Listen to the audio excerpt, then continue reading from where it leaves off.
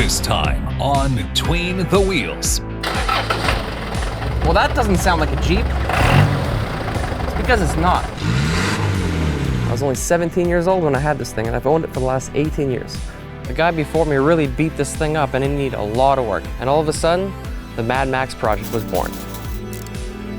We made our mission to get this thing back to life.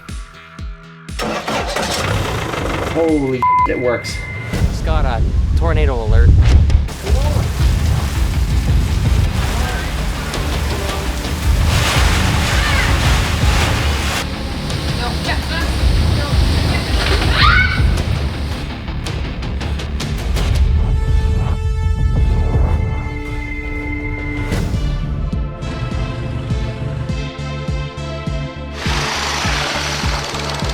Just 6 years old.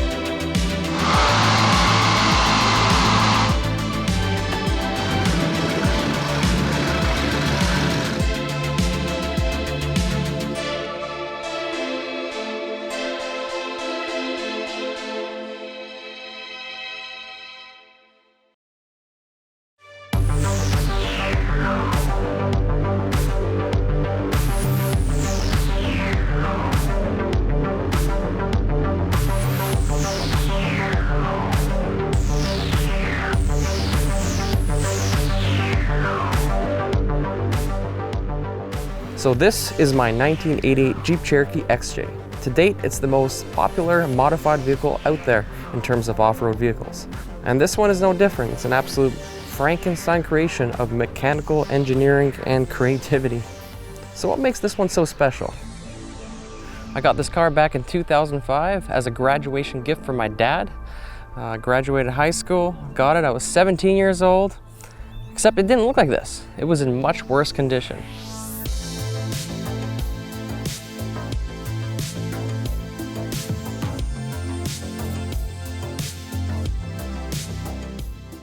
The guy before me really beat this thing up, and it needed a lot of work.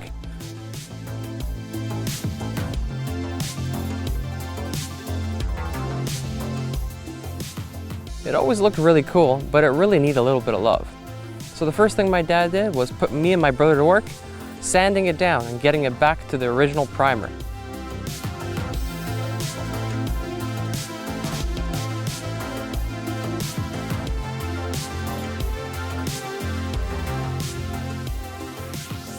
I can't tell you how much time we spent sanding this thing down, but it was a great time to spend with my dad and my brother. We got it all sanded, a little bit of bodywork, and all of a sudden, the Jeep looked like new. We ended up adding some lights, changing the seats, a little bit of the interior, and all of a sudden, it was good to go for the next 10 years. So the next couple of years, the Jeep was a big part of my life. Spent a lot of time in this thing. We did camping trips together. I remember we had one with my grandfather before he passed away. This was an awesome little camping trip we did. Got the whole family together. This was pretty rare for us to do at this point, so this was a great memory to have, and the Jeep was there for it. You know, at the same time, I was really getting into wilderness survival. I was doing, fire making and shelters and whatnot. Easy as pie, and all with this little buddy right here.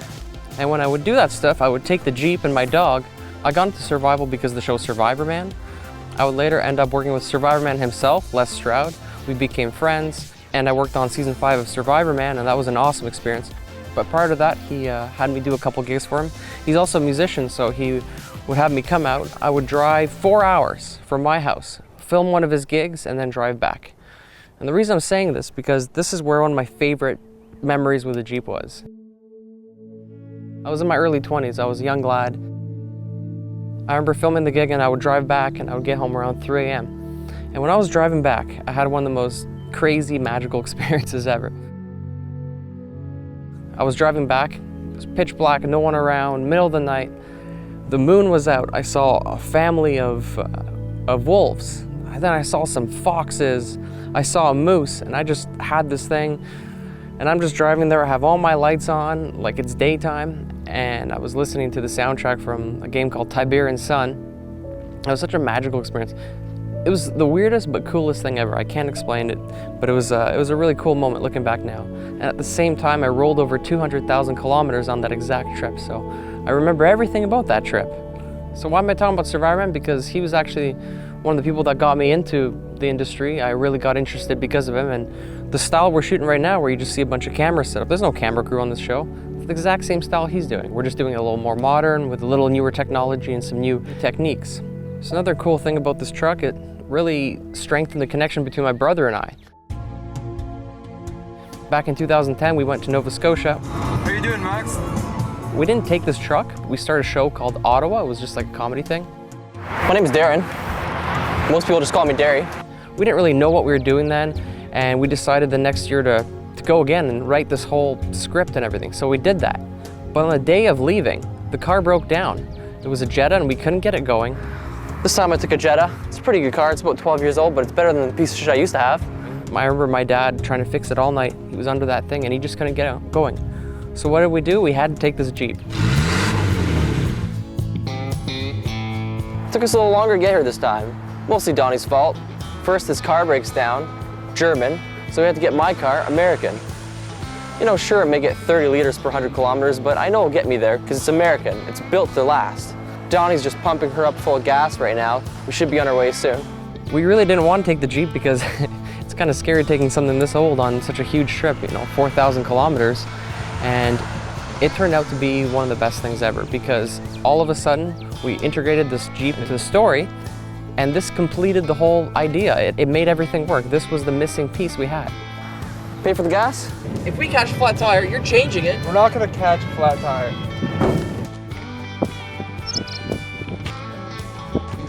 All right, finished. And it's just a great memory looking back now. It was awesome to get close with my brother like that, and I could thank my Jeep for it. So I had a lot of experiences where this truck actually brought my family together. But then things changed. 2012 came around and things got bad.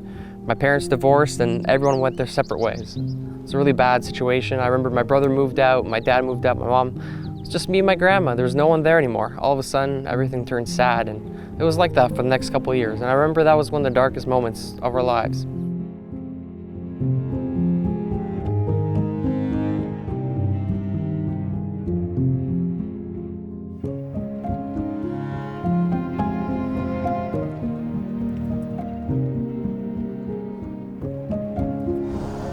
Alright, so here is my 1988 Jeep Cherokee with a 4-liter Diesel Isuzu engine in it.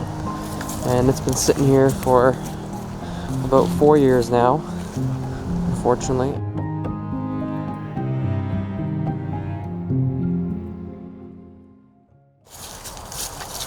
Just over there is my 1988 Jeep Cherokee. It hasn't ran in a couple of years. It's been sitting there for about 6 years, so we're gonna try to start it up. Then in 2017, without any rhyme or reason, I decided to bring this thing back from the dead and start restoring it and filming the whole process. And all of a sudden, the Mad Max project was born. Little did I know that the next couple of years of my life would revolve around restoring this truck. No, Max, no.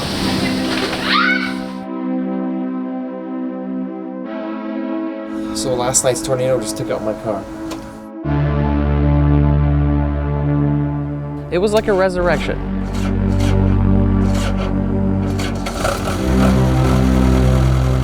Not just of the vehicle, but my life.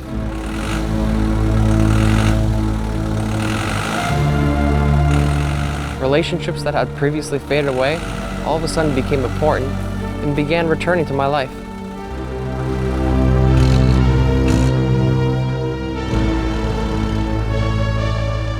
This event would cause a chain reaction in my life that would affect many aspects of my life and change my life and define me as a person. I started small. I started restoring the vehicle, slowly learning aspects of the vehicle build.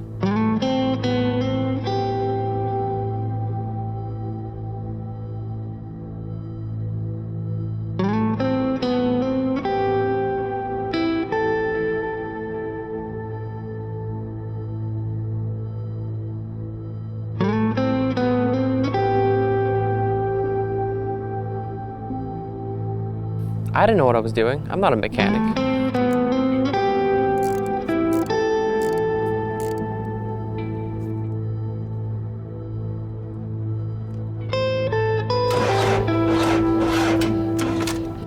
thinking? Talk about fail. I was just using YouTube videos and some creativity. I've never actually put one of these in before, so I'm not really sure how, but that's kind of how I figure things out.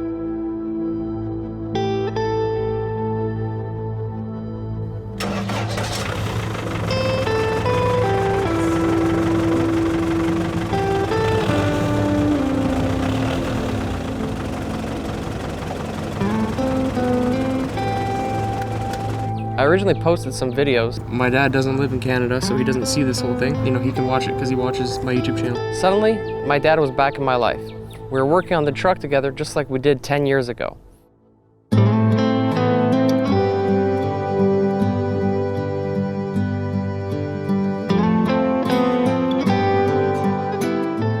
We spent a lot of time together. You know, that's my dad over there. He's actually the one who bought this truck. And although we haven't always seen eye to eye, these are some pretty special moments.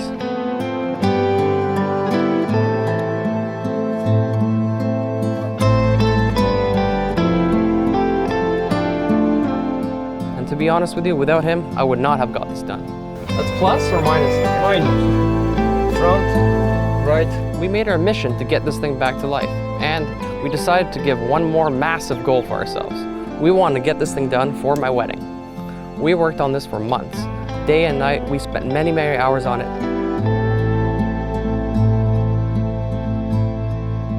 2 days before the wedding, we got it done.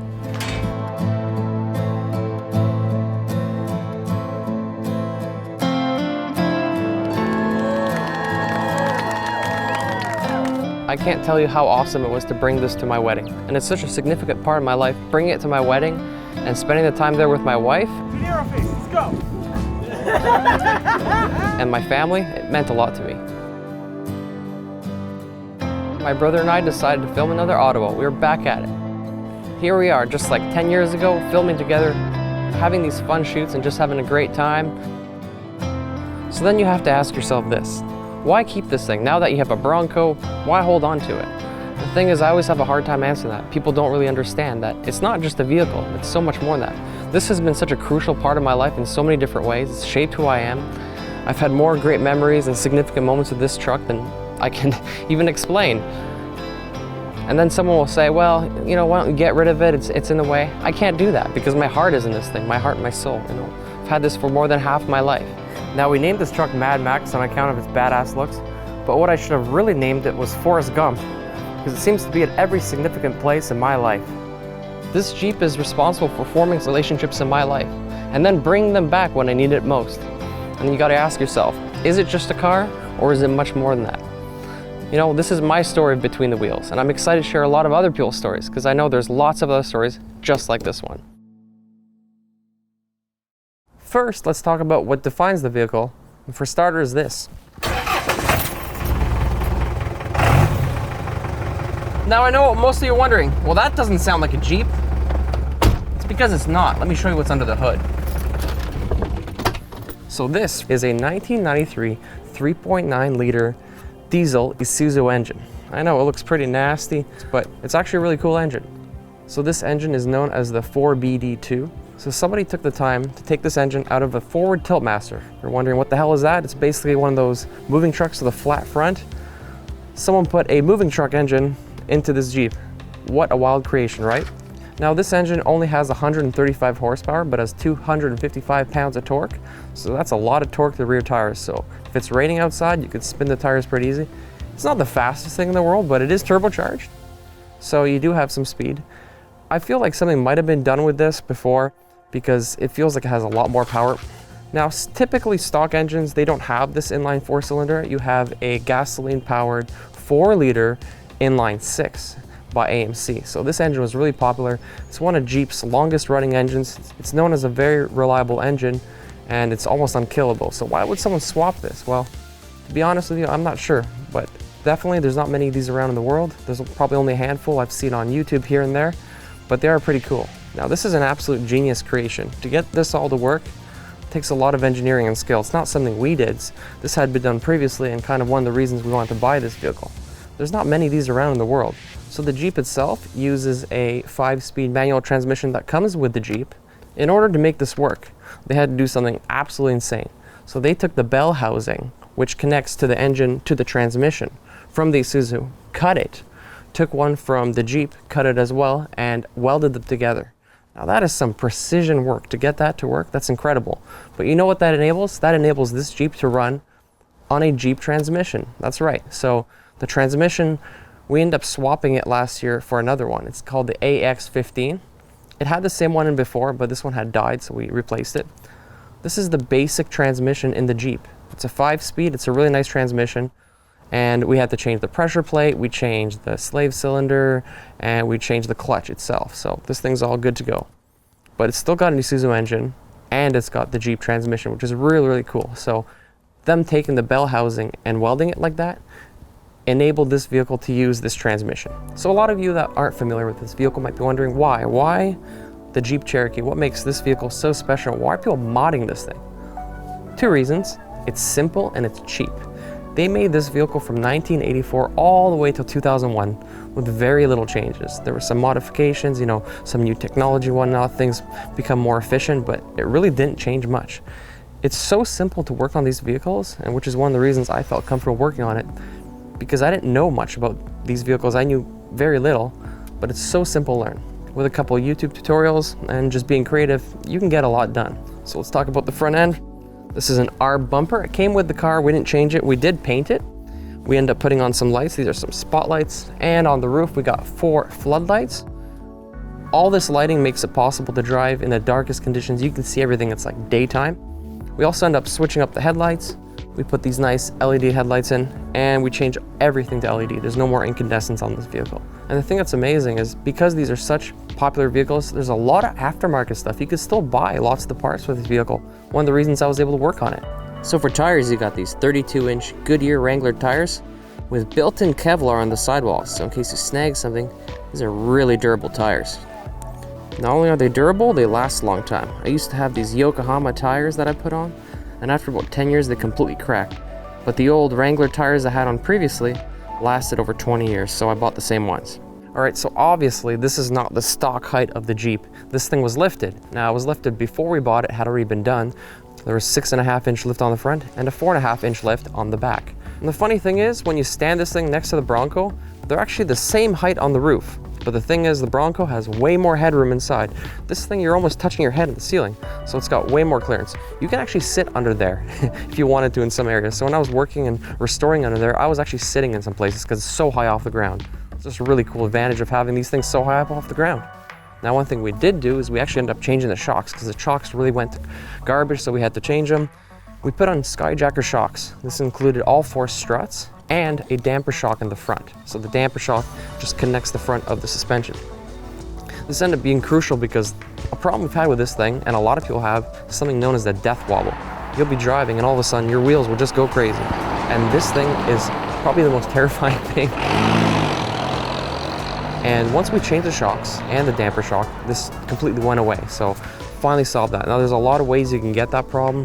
You know, bushings could be loose or different movement in the suspension and whatnot, but this was how we solved it. So I'm really glad we did that. One other thing we did here is we actually ended up fixing the exhaust. I didn't document this process, we just kind of did it. Ended up sacrificing some of the old pieces and making a Frankenstein creation, different types of pipes and whatnot. Added a muffler and a glass back. The roof rack, although it looks pretty boring and pretty simple, it's actually one thing that really completes the look of these vehicles. You really need to have these to kind of get that nice off-road look. This roof rack, I think my dad bought it at Princess Auto, 15 years ago or so. We ended up putting it on. Now, it looked pretty rough, so I ended up restoring it. I bought these JCR off-road gutter mounts, welded it all together, put some iron on, and bam, here we go. All of a sudden, this old hunk of junk works again. Now, the thing is, this thing actually was a saving grace.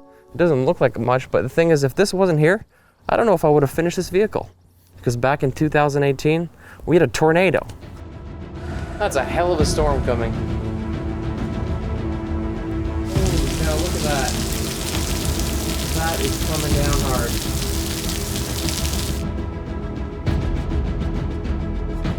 Just got a tornado alert.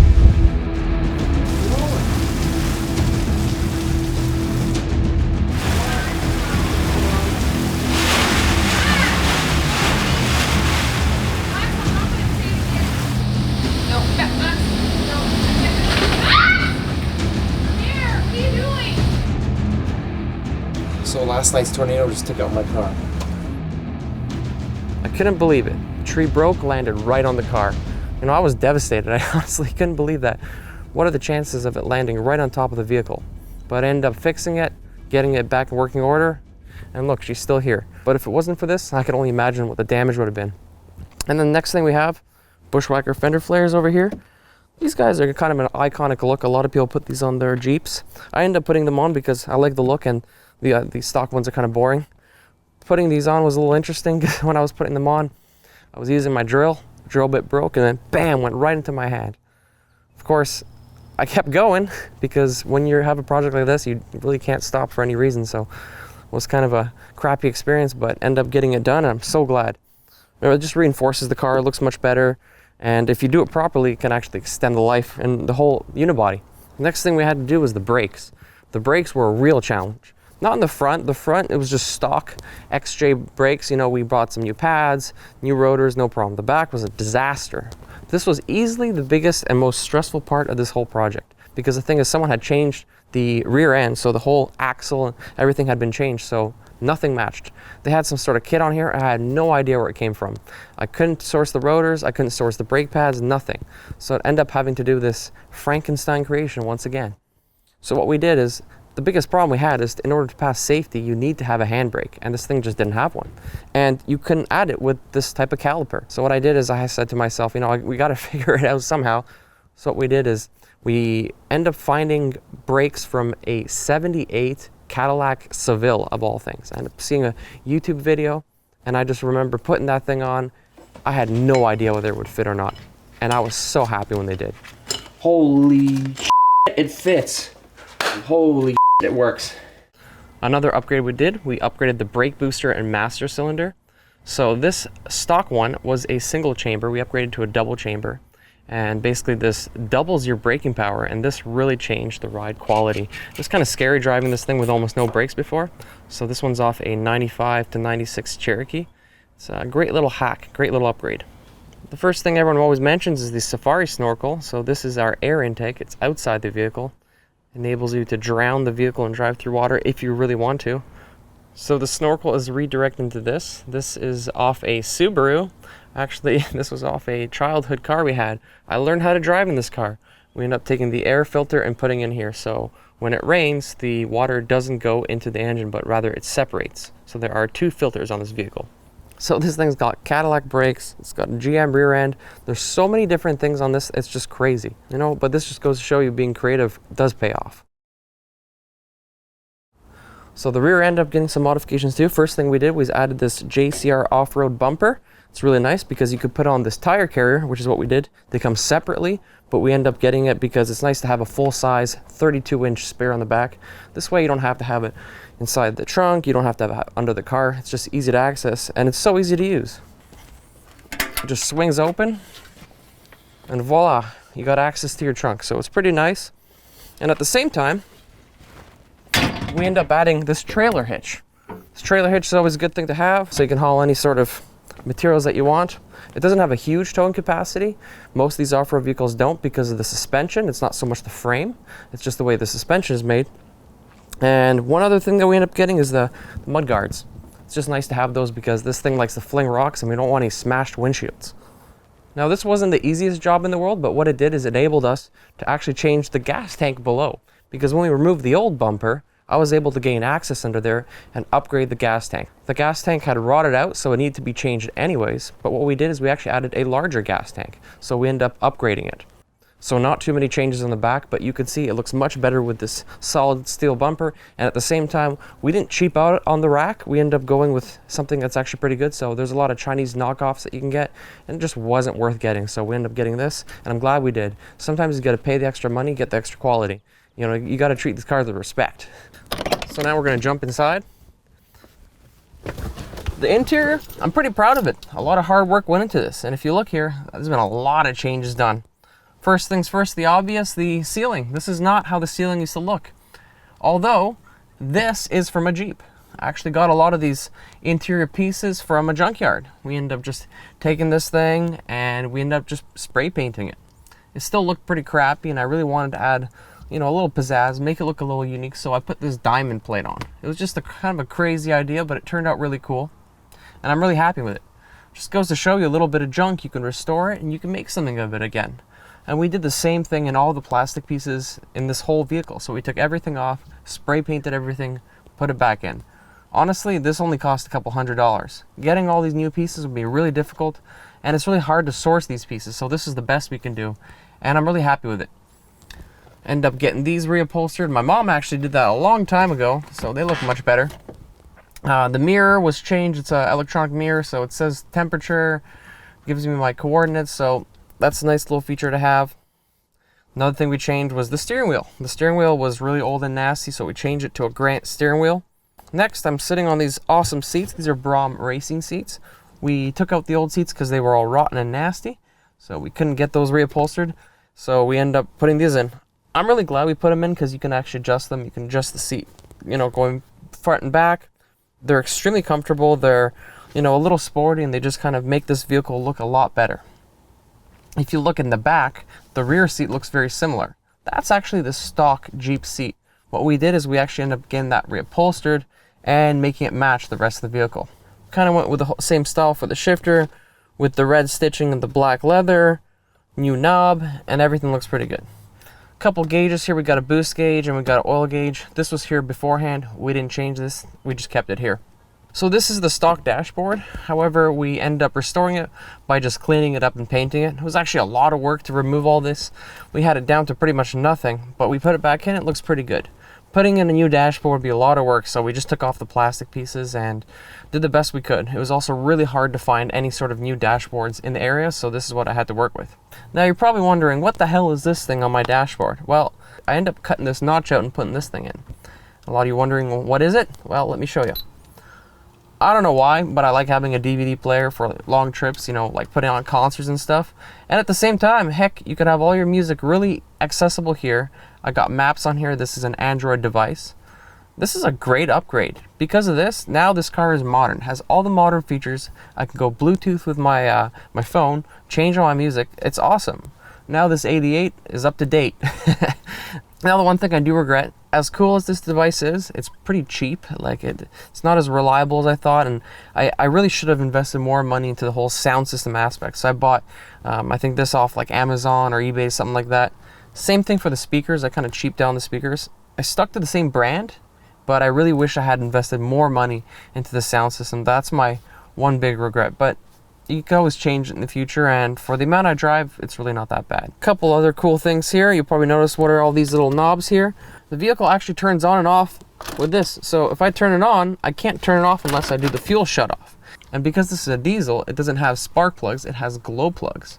And the way that works is when it's cold, they're not gonna work. So you gotta heat them up. So you gotta hold this thing, and that actually is the glow plug system. So you can see it smoking there. So you don't want to touch that. It's a pretty wild and crazy system, but it works really, really well. It's a really wild idea. This thing gets completely red hot. So if you have a nicotine addiction, it doubles as a cigarette lighter. And then this knob over here by my legs, that's actually the differential lock. So this is a four-wheel drive, so you can change it into, you know, too high, too low, all the different options you want, but you actually have the ability to lock your differential as well. Now, when you put four-wheel drive on, it doesn't mean all the power is distributed evenly. It's actually distributed based on where the power is needed. Sometimes you need to lock all the wheels in order to get out of a sticky situation. So that's what the diff lock is for. Somebody added that into this. This was not in the vehicle before, and this is a really nice feature to have. It's got me out of some messes in the past. Another thing we got this little rocker panel here, and this basically allows us to turn all the lights on in the car, pick whichever ones we want. So another unique feature about this car, the back seat opens, and you got two batteries back here. So we upgraded the batteries, went from one small battery to two full-size truck batteries. These are by Cummins. Great batteries. This is an awesome upgrade, well worth the investment.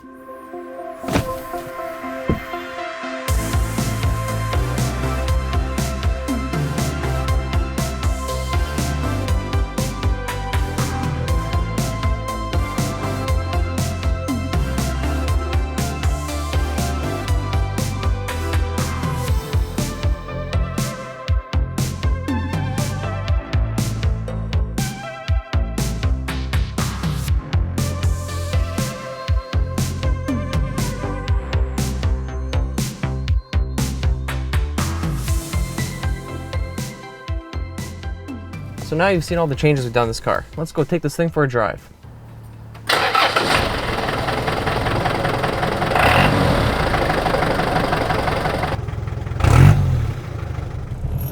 And away we go. The first thing you'll notice, it's loud. Yeah, that's right. Diesels are much louder than gas. Now, believe it or not, we actually put a lot of soundproofing in this. And without it, it was actually much louder. If I close the window, it gets a little quieter. It's not terrible, but it's still loud. Like it's not a quiet vehicle. But you don't get this for the comfort and quietness. You get it for the rumble and the experience. Like, this is a fun vehicle.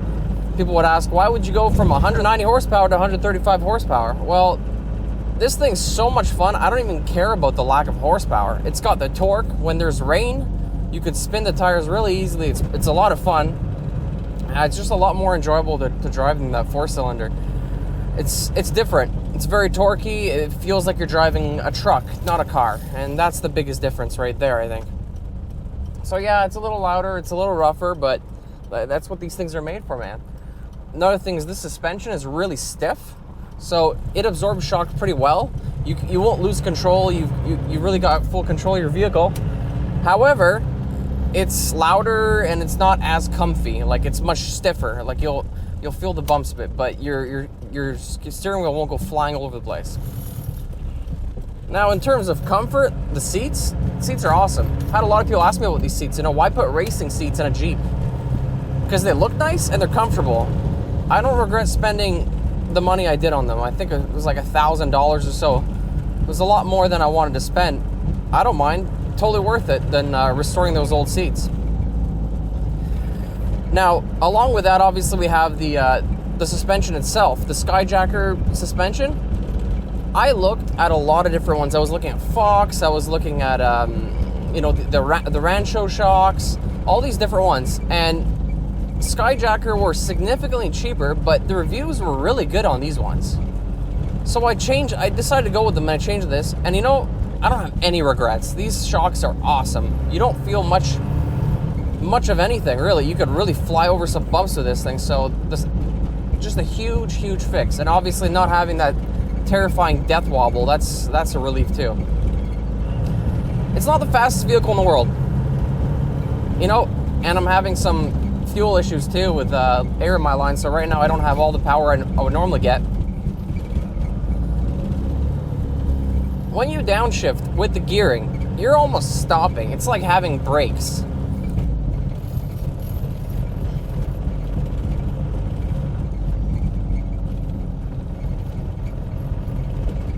So one question I get asked a lot is how I can own a vehicle for almost 20 years and not have a winch on it. Well, the thing is, I haven't went off-roading and beat the crap out of this thing. This was my driving vehicle. This is my daily driver for a long time, and then it was just parked. This is all I had at the time. All these years later, when I started fixing it, I didn't want to beat it up and send it through hell, because this car has a lot of history. There's a lot of work that went into this thing, and as you've seen with the engine, the way it's done, there's only a couple of these on the whole planet. So is it really worth putting a winch on it just so I can go beat the crap out of it? I personally don't think so, but you may think otherwise. I understand that these vehicles are created to have fun and go off-road and whatnot. I'll have the fun without beating it up. That's totally okay with me.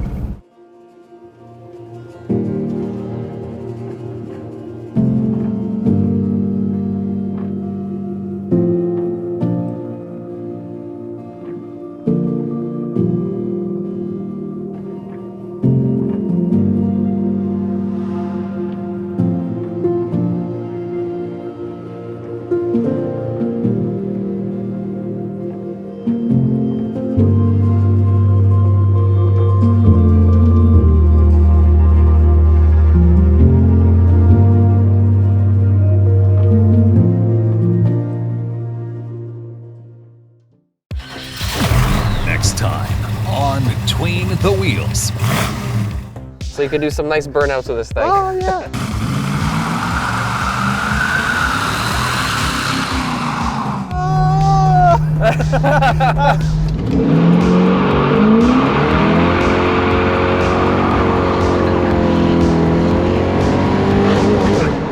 really sweet ride. I've known Sebastian for quite a few years. He's provided a lot of vehicles in the past for us for different movies we've done, a lot of wild rides. And he truly is the burnout king.